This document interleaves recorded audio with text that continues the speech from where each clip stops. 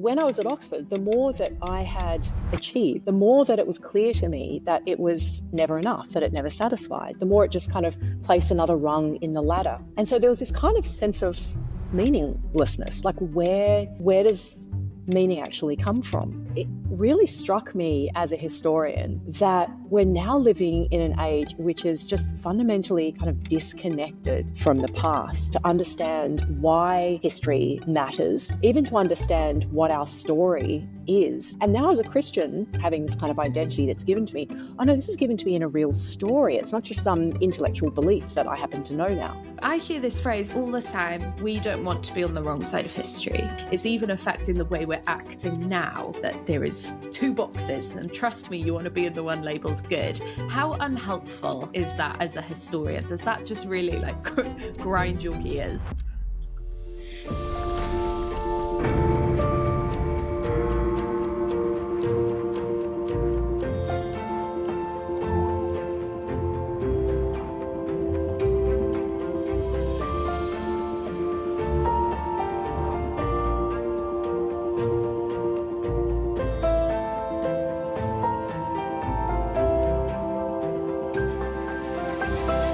Welcome to the Re-Enchanting podcast. We are the podcast brought to you by Seen and Unseen. We're my wonderful co-host, Justin Brierley, and I. We ask very incredible guests whether our disenchanted world can be re-enchanted by the wonder and the mystery of the Christian faith once more.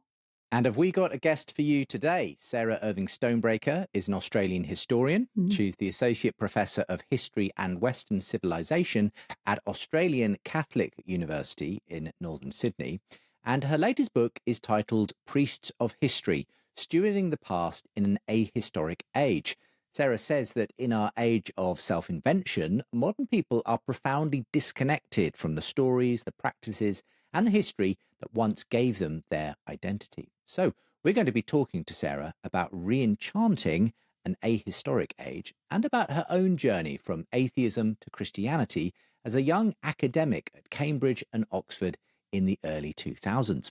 So welcome along to the show, Sarah. It's great to be here. Thank you so much, Justin. Thank you, Belle. I'm so excited. And before we ask you about your incredible background, because we are going to get into that, I want to know everything about it. I said just before we started recording, you win. You win for the best background on an episode of Re-Enchanting ever. So we're going to ask you all about that, all about it. But first, our usual background is Lambeth Palace Library. And because of that, we always ask the same question. We are always really intrigued to know what you're reading at the moment. Yeah. Oh, well, actually, I've just come from a week when I've been able to read and teach about some of the important texts in our own past in Western civilization and in Christian history. So this week I read Edmund Burke's Reflections on the French Revolution and also some of Aquinas's Summa Theologica. So that was kind of the reading that I was doing for the purpose of teaching, which was really kind of wonderful. And then in terms of my own reading, I'm reading Jonathan Haidt's book, The Anxious Generation, which is really interesting because it's kind of tapping into this idea of trying to understand why this generation that we're seeing kind of grow up are so incredibly anxious. I am yet to read that, but I am seeing it pop up everywhere. I have a feeling that it's going to be a real... like a catalyst of a book. So that's very interesting. I think that's the first time it's been brought up in Re-Enchanting though. So that's fascinating. Yes, I really get the sense that all of what he says really overlaps with your work and many other people who are looking at what is sometimes, I guess, being called the meaning crisis in the West just at the moment. Before we jump into your story, Sarah, tell us a little bit about this gorgeous church that you're sitting in as we record today's show. Yes, sure. So I'm actually sitting in the church, which is in the oldest Anglican parish in Australia. And I kind of thought that would be a really appropriate place to do this podcast from. It's called St. Philip's at York Street in Sydney. And actually the building that was originally built here was built in part by the chaplain who came on the first fleet of convicts, so that landed in 1788. And so even though this building has kind of replaced the original weatherboard building that stood then, which burnt down in the early 19th century, this is kind of a church which is so richly steeped in history. And in fact, actually, somewhere in the church, they have Richard Johnson's own copy of the Great Bible, which he brought with him on the first fleet. And it's just incredible. It's a place which is so incredibly steeped in history, but also enchanting, actually. Beautiful. Well, we want to hear about your story too before we jump into the subject matter of your new book, Sarah. So you've always, I think, been interested in history, pursued it as an academic career. So tell us what led you as an Australian to end up at Cambridge and then Oxford studying for a PhD and further research work. And what was the journey that actually led you there? Yeah. So I grew up in a non-Christian family here, loving secular family in Sydney. And I suppose the reason why I kind of thought of myself actually when I was growing up as an atheist is that I kind of felt like I knew what life was all about. I had always loved studying history, and that kind of gave me the sense that I had this kind of purpose in life to go and study history. I think gave me a sense that I didn't need God because I didn't need God to tell me who I was. When I was 8 years old, my family went on a trip to the UK, and that trip meant that we went to villages that are old enough to be in the Doomsday Book of William the Conqueror. We went to castles, and to be honest, the word enchanted is appropriate. I mean, the past enchanted me. And from that point, like really from the time that I turned 9, I decided that when I grew up, I was going to go and study history at Cambridge or at Oxford. And so that kind of gave me this sense that I would sort of drive myself through life in order to kind of achieve that purpose. And to be honest, as a teenager and as an undergraduate at the University of Sydney, I thought of myself really as an atheist. And it really wasn't until those dreams actually kind of came true, as it were, and I found that I won a scholarship to go and study for my PhD in history at Cambridge. And it wasn't really until I set foot in Cambridge that a number of things began to happen that made me have to kind of reconsider these assumptions that I'd always had about Christianity. To be honest, I didn't really know much about Christianity at all. And one of the things that happened at Cambridge was that I was studying in the 17th century a number of thinkers who we now assume are part of the founders of modern science. So people like Robert Hooke, who's part of the founder of the kind of experimental method, people like Robert Boyle. And interestingly enough, they all took their Christian faith very seriously. And I remember that this was kind of a pebble in my shoe, as it were, because I remember having to kind of wrestle with the fact that even though I'd always kind of assumed that science and Christianity were fundamentally opposed, that actually no, at its very inception in the 17th century, here were the people that I was studying for my thesis, and they took their faith seriously. I mean, Robert Boyle, for example, wrote more deeply about theology in many ways, or as deeply about theology as he did about natural philosophy, or what we now really have come to call science. But it didn't make me a Christian, although it did start to kind of, I think, unpack some of these assumptions that I had, some of these caricatures I had about Christianity. Not least the fact, actually, that I kind of thought that Christians were unthinking and that perhaps we might have to leap into the Christian faith with some kind of blind faith, as it were. But then, so after I found myself at Cambridge and engaged in this kind of deep study in the 17th century, I was elected to a junior research fellowship at Oxford. And Peter Singer, who's a sort of very well-known atheist philosopher and ethicist, was giving a series of lectures that year, the Your Hero lectures on ethics. And they're entitled The Life You Can Save. And I went with a number of friends of mine, and I remember thinking that, as an atheist, I would be quite excited to hear Singer and would basically leave kind of affirmed in all of my kind of atheist convictions, as it were. But actually what happened when I attended those lectures was that what I heard in Singer systematically revealed to me that all of the kind of moral intuitions I had, for example, about the kind of the fundamental equality and dignity of all human life, that these were something that atheism did not actually sustain at all.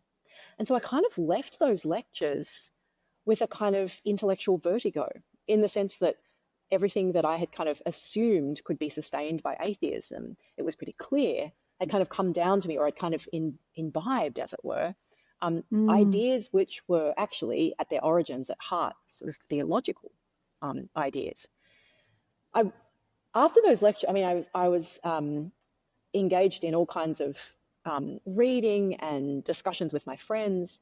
But I think at the same time as those kind of intellectual critiques of atheism was something that I had to deal with, something kind of personal was happening for me too, which was that, like I mentioned, I had always been the kind of person who kind of had this sense that I was the source of my own kind of identity and meaning in life. And in many ways, like I mentioned, this dream had come true to stay in Cambridge. In many ways, that had come true. In fact, I even have this photograph. When I was 9, I mentioned I went on this trip to the UK. We went to Cambridge, and my parents took a photo of me and my brother standing in front of Bodley's Court, the building in King's College, which all those years later, like you can see in that, me standing in front of a room that I would later have as my bedroom when I was a student at Cambridge, from the other side of the world all those years later. Wow. So there was this sense that it was, there's this sense that these things had come true. But here's the thing. When I was at Oxford, the more that I had, it was very clear that the more that I had kind of achieved, as it were, the more that it was clear to me that it was never enough, that it never satisfied. The more it just kind of placed another rung in the ladder, as it were. There was always something else to achieve. And so there was this kind of sense, not so much of depression, but a kind of sense, this kind of sense of meaninglessness. Like where does meaning actually come from? Now, one winter's day, I spent that winter alone in Oxford and didn't go home. And so winter was a very lonely time, because most of the students, of course, go home. But I was in the college library and always sat in the same seat. And my seat, as it happened, was in front of the theology section. And I turned around and I pulled out a book of sermons. Now, at this point, I think I was too kind of reluctant to read the Bible. But I pulled out a book of sermons. And one of the things that struck me was that there was an entirely different and far richer story about human life and purpose and meaning, basically. So, for example, I think the sermon that I read kind of meditated upon Psalm 139, which it talks about being fashioned, that God fashions us, kind of creates us in our mother's womb. And this kind of idea that there's this kind of identity which is, and meaning, therefore, which is kind of given to us. And I think I began to realize, I mean, again, it didn't turn me into a Christian just then or anything, but I think what I began to realize at that moment, that there was a far richer story, which I'd never really taken seriously or even known much about, that there was a far richer story about who we are as human beings and who God is. And it was a story which actually could provide at least a kind of understanding of the world in all the kind of brokenness that I saw, not only as a human being, as a young person, but also as a historian, the kind of brokenness in human life throughout history. But at the same time, a God who was good. And I kind of, that was so kind of striking to me. I think it was really attractive. And then after, I mean, look, it's a kind of long process. And I found that after a few months, I moved to Florida to take up a job, an assistant professorship at Florida State University. And one day, kind of alone in the city, I had been reading C.S. Lewis's Mere Christianity, which a new friend in Florida had given me. And that, I think, is partly what compelled me to kind of walk into a church by myself on a Sunday morning. And I think one of the things that happened there was that I sat in the church in many ways, I mean, it's part of this same kind of tradition that built the church I'm sitting in here today. And they celebrated the Lord's Supper that morning. Now, I'd never been baptized as a child, of course, growing up in a non-Christian home. So I didn't take part, but I sat in the pews. And what I witnessed that morning was effectively a kind of sense that God was sacred, that there was transcendence, that God, in fact, was sacred and holy. And to be honest, as somebody who'd always kind of thought of themselves as an atheist, it doesn't just manifest itself in a kind of conviction that there's no such thing as God. It also, I think, manifested itself in a kind of sense that there was nothing sacred, that there was nothing transcendent, that the natural world, like the kind of material reality of matter and motion, was all there was. And yet in church, when they celebrated the Lord's Supper, and when there was fundamentally this historical story, but also, of course, this profoundly true biblical story where Jesus says, take, eat, this is my body, which is given for you. There was this sense that was inviting me into a story which was sacred. And so I think I encountered God as sacred for the first time. Anyway, it took a number of, obviously this whole process is happening over a number of years, but eventually, not least because I kind of came to understand Christianity not just as a set of kind of intellectual convictions and propositions, which are true, but also because I saw God as good and true and beautiful. I decided really fully into my kind of adult life in my 20s in Florida as an academic in the midst of university that I wanted to become a follower of this Lord, Jesus Christ, who promised that I would be forgiven for always being contemptuous of him and of Christians and rejecting him, and that I would be, through his death and resurrection, reconciled with God. And so I made that decision and then was baptized in my 20s. Yeah. That's, Sarah, you are speaking our language. Everything about that story, every detail, every word you just used, I'm like, if we could sum up like everything we want to talk about in Re-Enchanting in one story and one experience, I think you just gave us it. It's so beautiful. I think there's so much in there to talk about, so much that's relatable, but like this idea, and I think you mentioned this in your book, which we'll get onto now in a minute, but you speak about this idea of self-invention quite a lot. That word is weaved in, and I think what seems to really come through, as well as lots of other things like the beauty and sacrality of God, and that idea that not only does God not exist, but sacrality doesn't exist. That's fascinating. But I think this idea of like self-invention, and I think what we might all be feeling, even if we don't realize we're feeling it yet, is how exhausting self-invention is. And we're kind of like getting to a point where we're being told more and more that like we need to invent more aspects of ourselves. And that's so much weight to put on our shoulders. And that's so exhausting. Did you find like a relief and a rest and just a lightness when you kind of thought, oh, my worth doesn't need to be self-invented. It just exists, like outside of my scholarships and my success. It just is. Yeah, there was an incredible relief. And it really, it really struck me that, I read Jesus's words about, come to me, all of you who are weary and heavy laden, and I will give you rest. And there really was that genuine sense of rest. But, the thing is that sense that I didn't have to have that enormous existential burden of having to kind of create my own self-worth. It's not just a kind of, I think the thing for me as a historian was, it's not just a kind of intellectual, proposition, like some kind of new thing that I know now. Oh, my self-worth, is given to me. I know this, and therefore, no, it's actually the fact that there is now a real historical people, God's people, the church, who, as a Christian, I am adopted into. So there is like this entire story about who God's people are and who they have been through history, this fellowship, this family, with stories that go back to the Old Testament and then the New Testament and all the way through the centuries. And now as a Christian, that the fact that as you say, that lightness of not having to affect my own self-worth and having this kind of identity that's given to me. Oh no, this is given to me in a real story. It's not just some intellectual belief that I happen to know now. Yes, this is really helpful actually for taking us into the subject matter of your book itself, Sarah, Priests of History. And I love the way you've woven your own story into this. The subtitle is Stewarding the Past in an Ahistoric Age. So firstly, I guess, what exactly do you mean by an ahistoric age? Yeah.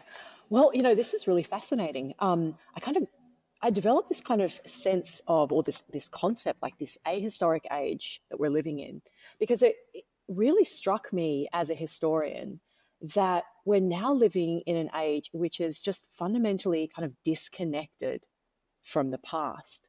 And what I mean by that is that we have kind of lost the ability to engage meaningfully with the past, to understand why history matters, even to understand what our story is, and also to engage in it in a way to kind of make sense of some of the ethical complexities of the past too, in such a way that it is possible to kind of see both the good and the evil, as it were, of the past, without just descending into culture wars. And I think that's partly, you mentioned a few minutes ago, the fact that, our culture today is so fundamentally driven towards, the sense of the good life, is that life is basically about kind of self-invention, self-creation. And that, I think, goes to the heart of the fact that, well, if life is about relentless self-creation and there's no kind of given sense of identity, then actually that's fundamentally at its heart an ahistorical sense of the good life, isn't it? Like, if my life is all about just creating and recreating who I am and turning inward to myself in order to do that, then that's a really ahistorical claim. Like, why is history, which is fundamentally about the story of collectives, like stories about groups, peoples, nations, families, the church, that are far larger than myself, that if life is about self-invention, then history is kind of irrelevant. So that's kind of the first thing. I think the other thing, so yeah, there's kind of sense that history is irrelevant. I think the second thing is that increasingly, it's very striking to me that we're very ignorant. We're increasingly kind of ignorant of history. I think, and there's some really interesting kind of data about this. If you look at sort of history enrollments, for example, really in the UK and the USA and Australia, actually enrollments in history majors has kind of plummeted over the past decade. And actually, interestingly enough, in the US case, for example, history majors have kind of declined faster than any other major. And there are also kind of studies that I've looked at. The data coming out from the US shows that really we know less about the past now than we did in previous generations. So the data supports that. But even when, I'll give you a kind of example from my own students, when I kind of ask them about I would have thought basic kind of historical knowledge, that as obviously I'm in Australia, that they would know kind of about their own past as Australians. It's surprising how little we're actually passing down to students in their schooling, and even just in society in general. So for example, if I ask my students, as I have in the last few years, questions like, okay, so who was our first Prime Minister? Who was the first governor of New South Wales? Or even kind of more, and this is the other thing too, kind of questions about even ideas that are part of our heritage in the West. So ideas about, for example, human rights or human dignity. People, like my students, love that idea. But when I say, do you know about the history of that idea? Like, do you know where that came from? Interestingly enough, they actually have no idea. So there's this kind of sense that we're not passing down these shared stories and narratives anymore that give us a sense that we know much about the past. So that's kind of the second thing. And then I think the third thing, like I hinted at earlier, is this kind of sense that in this kind of ahistoric age, we've kind of lost not only a kind of historical literacy, but also the ability to kind of reason historically. Like, in other words, a kind of ability to kind of talk about some of the complexities of the past. The fact that, for example, most historical figures, in fact, almost all of them, are going to have done some very good things, but also have held some attitudes which might be fairly typical of their own time, but which now, of course, we probably find very offensive. But we tend, particularly, I think, in the age of digital media and social media, to find it very difficult to engage well and disagree well about our history without descending into cultural wars. So I think for those kind of three reasons, and I kind of go into much more detail, obviously, in the book, but we actually kind of live now in an age which we've really lost the ability to make sense of the past and to know how to use it well. If you enjoy listening to Re-Enchanting, then you'll probably enjoy our other two podcasts from Seen and Unseen. Seen and Unseen Aloud is a weekly dose of commentary on culture, trends, and current affairs. God Pod is a deeper dive into theology and faith, hosted by Graham Tomlin, Jane Williams, and Michael Lloyd. You can find them wherever you get your podcasts from. But now, back to today's episode of Re-Enchanting. I kind of want to know, it's a bit of a chicken and the egg question, so the answer might be both and, but like these things like individualism, we have a deep distrust of history and the way things have been remembered, and like you say, we also don't know how to grapple with it, and that's led to culture wars. Would you say that is that the cause of an ahistorical age, or are those symptoms of the ahistorical age? Yeah, that's a great question, and that's right. It kind of does go to one of those kind of classic questions that we always kind of struggle with in history, which is about kind of cause and effect. I think it's always the case that there's both the kind of sense that our culture is, that the ahistoric culture is kind of one of its kind of symptoms is this kind of sense that we are constantly freeing ourselves from received kind of traditions. There's this idea of kind of relentless emancipation, freeing ourselves from all kinds of received authorities and traditions. That is a kind of symptom of ahistoricism, but I think it is part of, there's a symbiotic relationship there. It also kind of exacerbates that sense that, well, if we're constantly freeing ourselves from all kind of received or external kind of sources of authority outside of oneself, then that is also exacerbating it as well. I think in no small part, I mean, one of the things I think I did some pretty interesting research on was that I was trying to ask this question, okay, when did this ahistoric age really begin? And one of the things that is really significant, I think, about the last decade or so is that actually it's in the last decade, really going back to about 2012, 2013, when social media takes off, that this kind of, it actually does reshape the way that people engage in public discussion and in public conversation. So that's one thing, I mean, people like Jonathan Haidt obviously have traced the effect that kind of emphasis on sensationalism and outrage culture and so forth, that has real consequences for how we talk about history. But it's interesting just talking about identity there too. Like, one of the things that social media does is that it creates in people this sense that all we do online, right, is like relentlessly create ourselves and recreate ourselves in mediated images that we put forward to the world. And that is something that we couldn't really do before social media in the past decade, interestingly enough. That's the power, the breadth of the impact of social media never ceases to amaze me. I wonder if, as a historian, you might be thinking about it already, but I wonder if in 50, 100 years' time, we will look back to this sort of 2007 onwards or whatever, and it will be a really sort of catalytic time where we'll think almost everything changed, which is so fascinating, because I never would have thought that our perception of history would be able to be traced back to that. Yeah. So this idea that you kind of touched upon it there, but this idea that we kind of view history now in quite a narrow lens. It's quite binary. We have good, bad boxes that we put people and institutions in. This idea that the past is something to kind of liberate ourselves. Like, how have you learned to speak into that, and how do you hold the tension because it's easy to do that, isn't it? So how do you sit in the hard place of not doing that, of doing it better? Yeah. Well, I think one of the things here that has been just so helpful for me is to try to think about this. So I'm a Christian, and one of the things that I have been kind of developing is a kind of approach to the past that sort of takes as its starting point the kind of this idea that, well, actually, biblically, like God's people, we have a God who acts in history.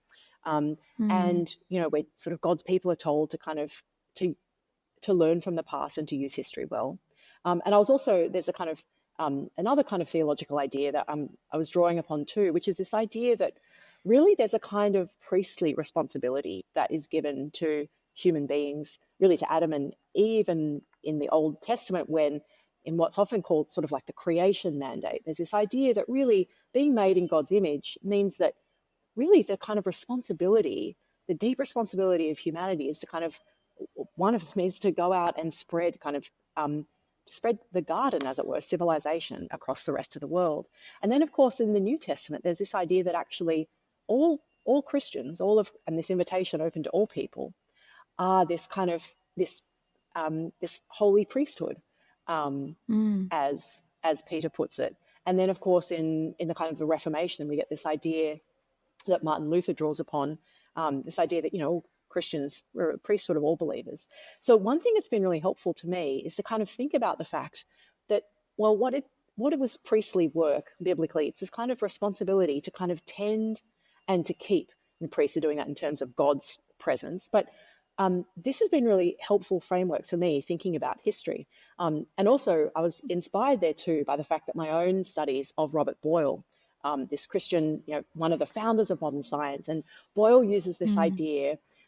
He says that actually the natural philosopher, we might now use the term scientist, is called to be a priest of nature. And I kind of thought, actually, really, I think our responsibility of towards the past as Christians is best understood as a kind of responsibility to kind of tend and to keep the past, to steward the past. So actually, I think what that means is, in terms of how to engage well with the past, like you were asking, Belle, I think what that means is that there's kind of two parts of this responsibility, because it is both a matter of kind of tending and keeping. Well, to kind of tend the past is actually to do this work of to cultivate, to take care of, to steward. And that's a kind of creative work. It's a work of asking this question, are there, for example, stories that have been overlooked in the past, stories that ought to be told? And in my book, for example, I kind of go into giving some examples of actually stories that ought to be told about the past.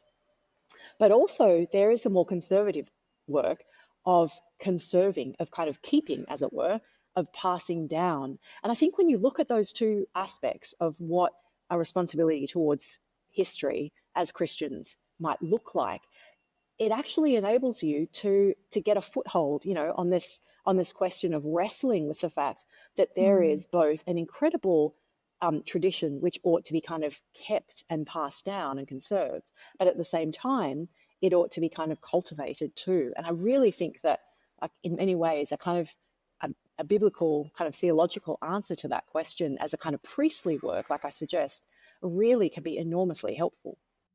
I suppose there is this tension as well, and you allow this, you outline this quite early on in the book, Sarah, where you reference some of the recent social justice movements, and of course, some of the actors involved in that are actually involved in tearing down, some historical monuments, statues, and so on, because of their links to episodes in history to do with slavery and colonialism and so on.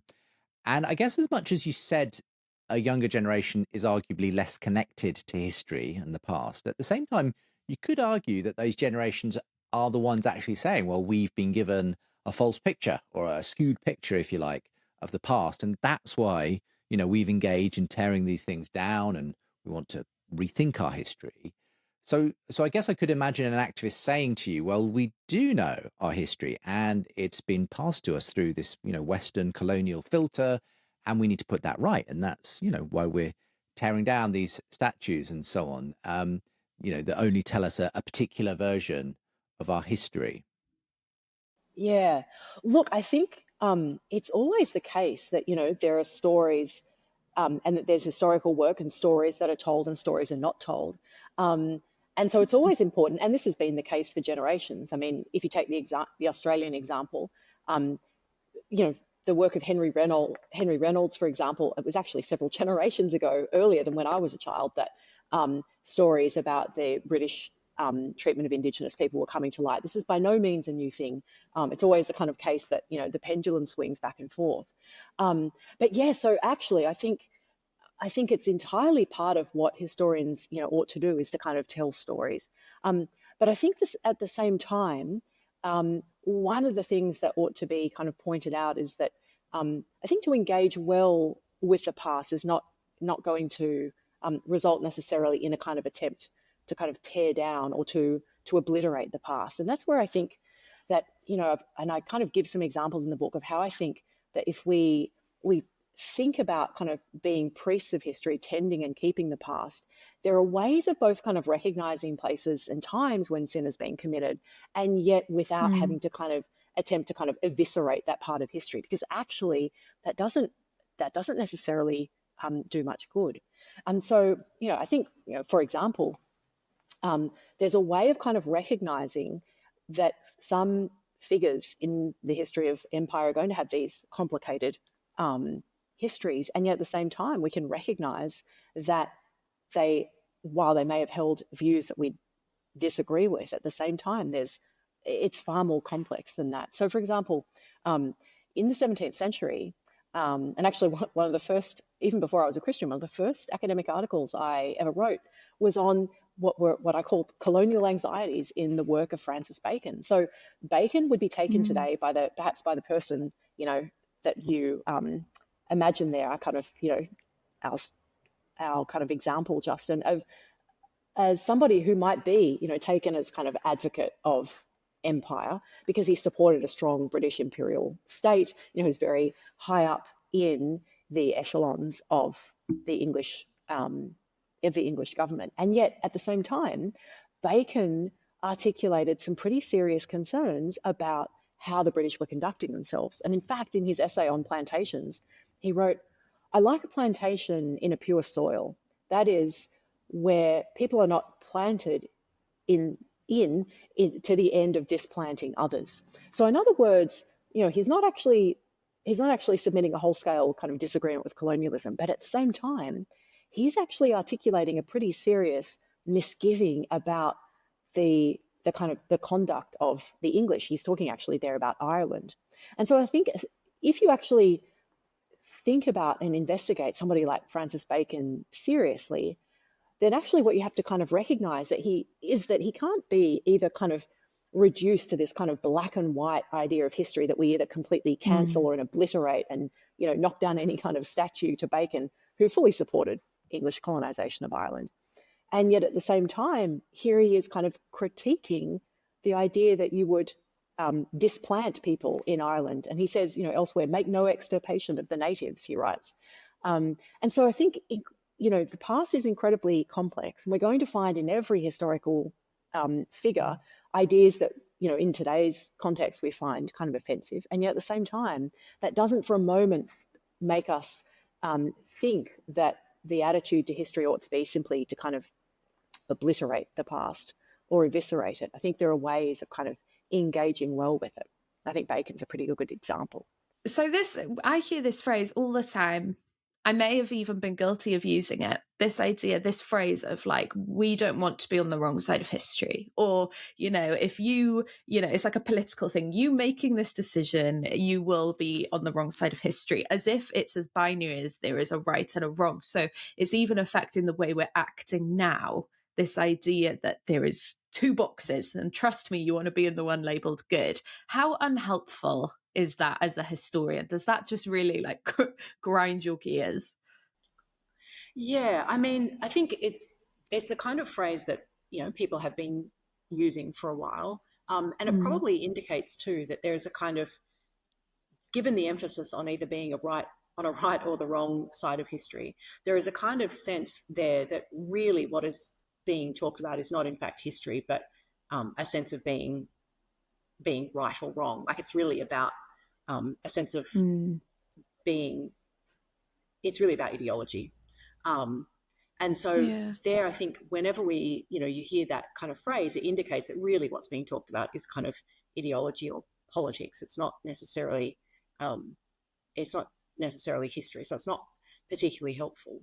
But I think, it is a phrase that people have been using a lot, but it kind of indicates that even though, people are kind of talking about history in the sense of there being a right or a wrong side, it nonetheless, I think it does indicate just this sense in which we do tend to kind of just reduce history to ideology at the moment, that all things can be reduced to black or white, being right or being wrong. And they're often, to be honest, categories that wouldn't have even made sense to the historical actors at the time. I mean, one of the interesting things I discovered when I was doing some of the research for this book, actually on some of the stories that I think haven't particularly been told, so doing that process of kind of cultivating, uncovering stories, is that even when I look, for example, at the Hart sisters who lived in the 18th century in Antigua in the Caribbean, they are the first kind of women of color who make it possible for and kind of argue that that children of color and women of color ought to be educated. And they do these incredible things at enormous cost to themselves. They set up kind of women's refuge societies to kind of rescue women from slavery and so forth. But the really interesting thing is that even according to kind of contemporary categories, for example, the idea that they needed, in order to kind of fit in with our contemporary sense, that they must have known, or they must therefore have advocated wholeheartedly that the very institution of slavery ought to be outlawed. But when you actually look at their work, they don't. You can't actually find evidence that they are abolitionists per se, and yet here they are. So it's not as if. So it's just far more complicated than this. So that's a kind of category that in the 18th century, when they're living, it doesn't entirely kind of make sense to either see them in a black and white, like are they on the right side of history? Because according to, if we just impose those anachronistic categories, in fact, the Hart sisters, who do more and in fact begin the kind of the attempt to ameliorate and take care of women of color and goodness, set up schools in their own homes to educate them, and do an incredible amount with slaves. And they're actually descended from a freed slave as well themselves. They don't even kind of fit into those categories. So I think that's a really kind of interesting historical phenomenon. Yeah. And I find myself wanting to do, I think lots of people do the same with biblical characters. So like, Paul, you want him to be a straight up abolitionist, don't you? And the fact that he's not jars with you, despite what he's saying being totally like radical, and the things he's putting just are absolutely like oozing dignity, the likes of which just was not in the culture. Still, you're like, but I, in my modern sensibilities, want you to be firmly in this camp and you weren't, and that muddies things, and that's tricky. Yeah, that's a very good analogy, actually. Yeah. You say in your book that engaging with history helps to build a good character. Is this why? Because you're learning these skills, and if you can do it with historical characters, maybe we would be better with doing it with each other. Yeah, I mean, really what I'm trying to do in the book in terms of arguing for the idea that actually we ought to kind of re-engage, particularly, Christians need to actually re-engage with their past and learn how to kind of use it well, is that, and I kind of explore the idea that actually we can, if we do that, it can help us in various kind of aspects of life. One, as you mentioned, is this kind of idea that when we read widely about the past, and we expose ourselves to the ideas and the intellectual traditions from which we came, but also which have been part of the long kind of conversation, which have also shaped where we've come from as well. We do develop our character, that's right.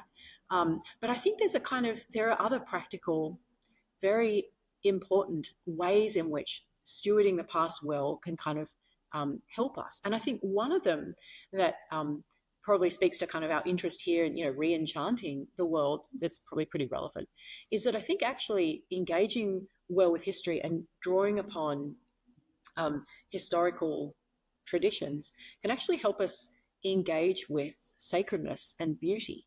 I found it really interesting that, back in previous centuries, Christians had a very different understanding of sacredness in the world and of God's kind of presence and action in the world. not just, of course, in the medieval world, but actually even after the Reformation, which tends to kind of, I think, deconstruct some of the kind of assumptions we have actually about the Reformation. I mean, one of the really interesting things, for example, is that when we look at some of the art and the music and the poetry, which was produced, say, in the 16th and the 17th century, there is an incredible kind of engagement with beauty as a way of kind of praising God's sacredness and transcendence. I talk about one of my favorite poets, for example, George Herbert, 17th century. Oh, he's Welsh. Belle, I know you're from Wales.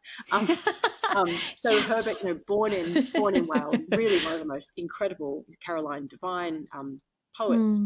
But one of the things that Herbert is doing, and here he is, he's a country parson, he is a pastor and yet also a poet, and he's actually using his poetry to engage with something of the beauty which otherwise, exceeds our grasp and our understanding, and he's using poetry to do this. I mean, this is a kind of a way in which people in previous generations, ordinary Christians in many ways, like he was, apart from his, poetic mastery and gifts, like he's an ordinary Christian. He's a pastor in the countryside, and yet he's engaging in beauty in such a way that actually is, you'd probably use the word, kind of re-enchanting the world.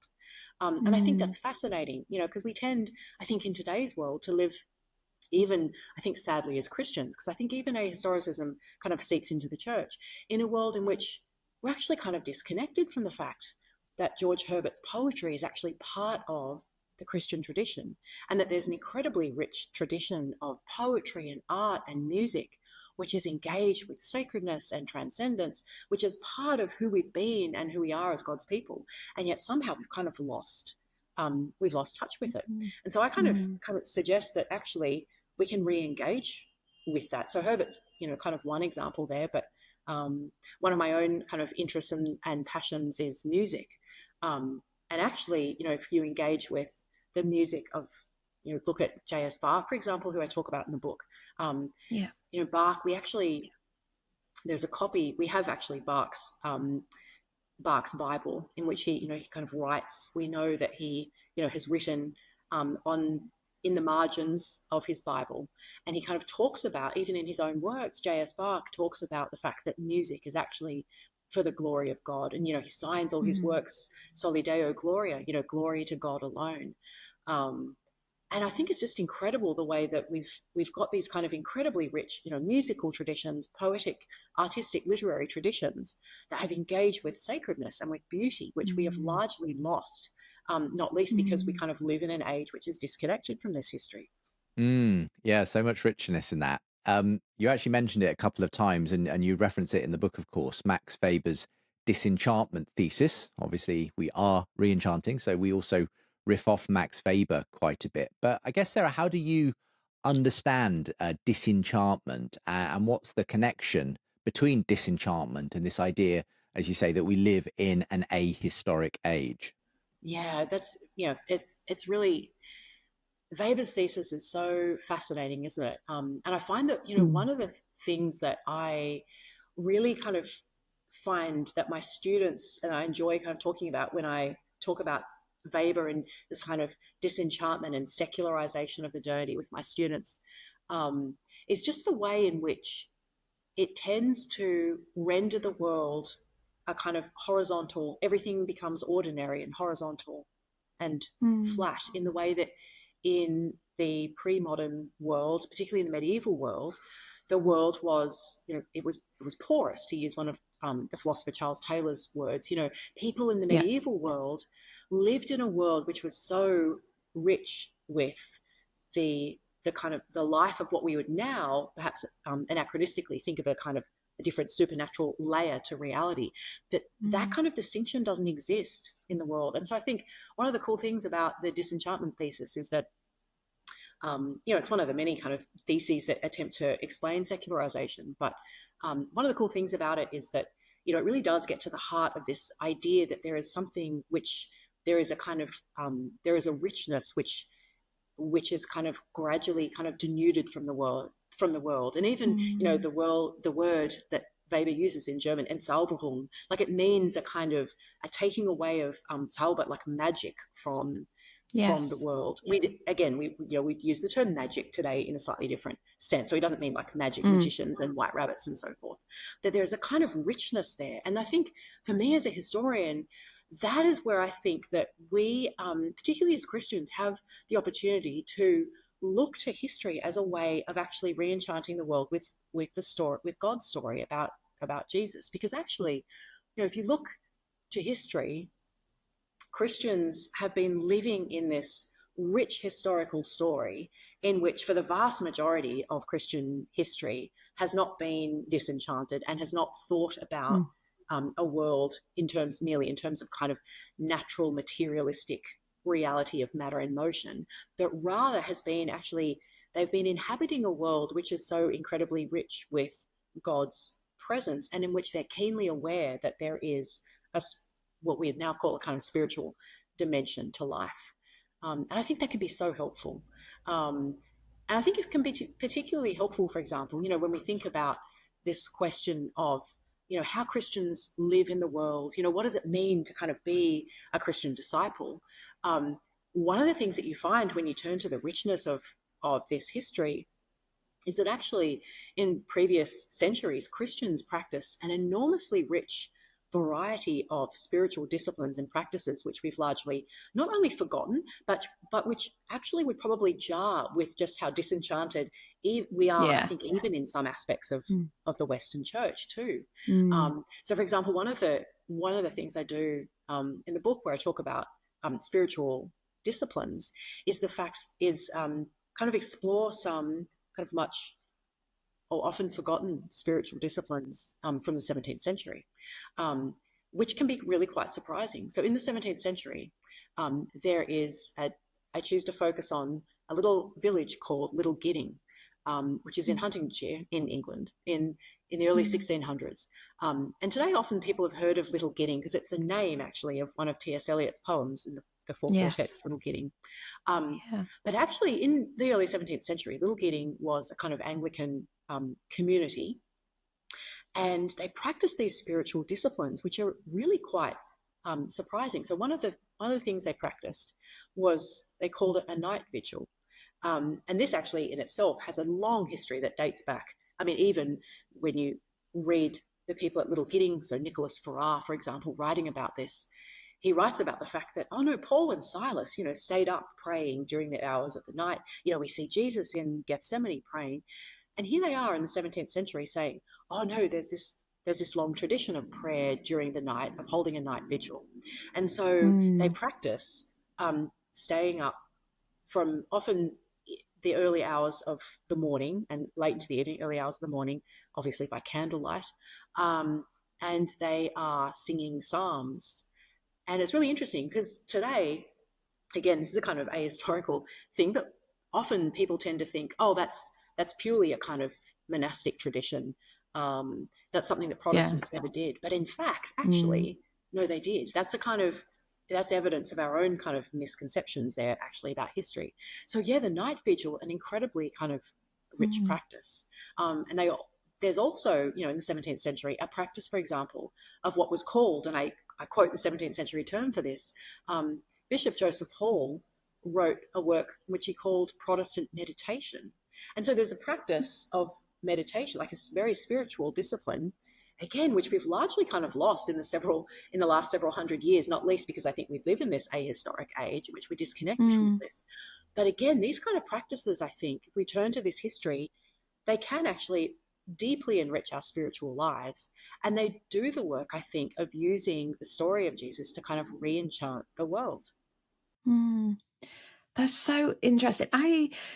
Yesterday I was having a conversation with some colleagues, and we were talking about like these parts of church which sort of frustrate us a little bit, like sort of the consumeristic celebrity culture aspects of Christianity at the moment. And I actually said, I was like, I just wonder if the genie's out the bottle, like we don't know anything else. And I kind of said it like, and we've had, I don't think people within the church are thinking that, but also one of the guests we've had on that will in this series is Ben Sixsmith, who's not a Christian, And he wrote a piece that went viral about celebrity pastors.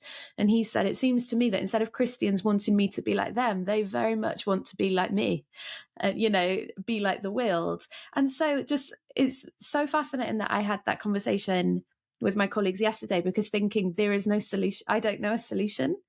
Would you say then that one of the diagnoses of that is that we've forgotten we're living in an ahistoric church, and therefore all we have to assimilate to is the culture, not our history? Is that what you would say? Yeah, Belle, I think you put it really well.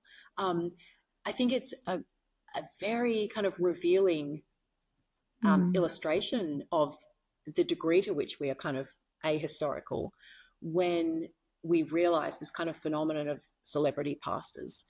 Because actually, this is a kind of very contemporary phenomenon. The pastor, historically, obviously biblically, but even historically, that is not who a pastor is. It's certainly not who a pastor was in the pages of the Bible. But I think the fact that we live in an ahistorical age means that we are kind of blind to this, because we tend to kind of forget that we actually have, there's an entire kind of history that if we read much about the past, we'd see, George Herbert's Country Parson, for example. Exactly. We see not only in the Bible, but actually even in the way that the church has practiced, this, what it means to actually, particularly in the Protestant tradition, be a pastor. This is never what pastoring has been all about. I mean, and likewise, when you mentioned the kind of entertainment culture as well, again, I think one of the really important reasons to engage with history is that when we do, it sharpens our vision. It enables us to see that, oh, hold on a minute, entertainment culture was not how church was actually practiced in the past. Yes. So we need to kind of that would make us wary, therefore, when we see this kind of phenomenon of this kind of therapeutic emphasis upon kind of, consumer comfort in worship services and entertainment. That's something which is so kind of illustrative, I think, of the ahistoric age.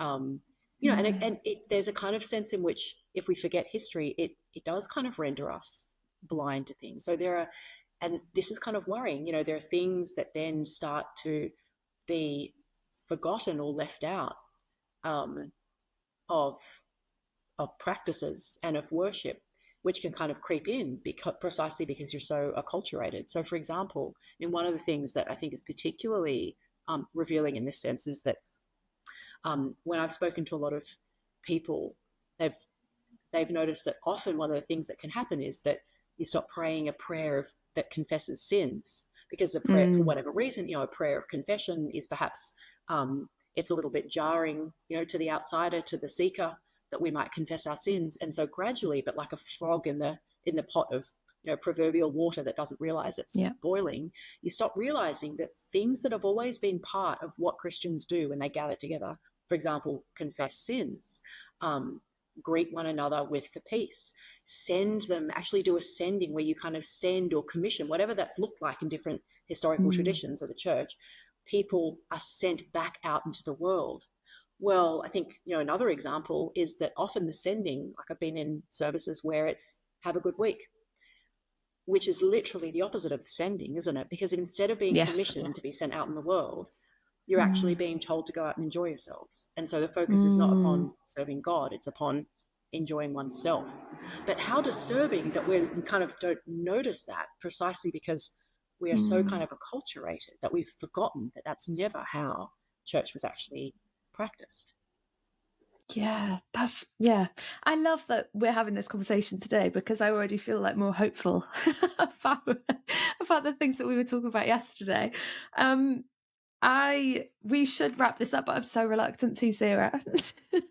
I would keep you there all night if I could.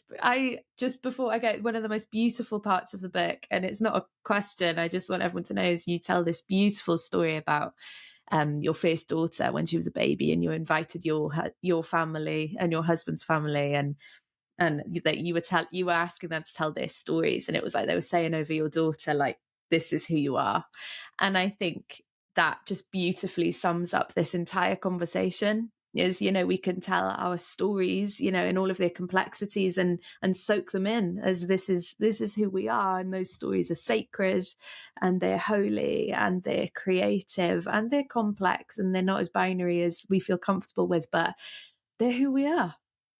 And like you say, you referenced it, if you're a Christian, which we both are, we believe that God reveals himself in time, in story, in history. So there's him mixed into that as well. But this has been the loveliest conversation with the best background. I've really enjoyed looking at your your background for this whole thing. Yeah, and thank you from me too, Sarah. It's been so interesting to hear your own story of re-enchantment, as it were, as you moved from atheism to Christianity, as well as your perspective as a historian on the re-enchanting of an ahistoric age. And if you're listening, watching, just a reminder that Sarah's book, Priests of History, is available now, and we'll make sure Sarah's website is linked from today's show, so you can check it out. Thank you once again to Sarah. And if you want to support future seasons of Re-Enchanting, seenandunseen.com/give. Everything is made possible because of the support of our listeners. But for now, we will see you next time. Goodbye. Thank you.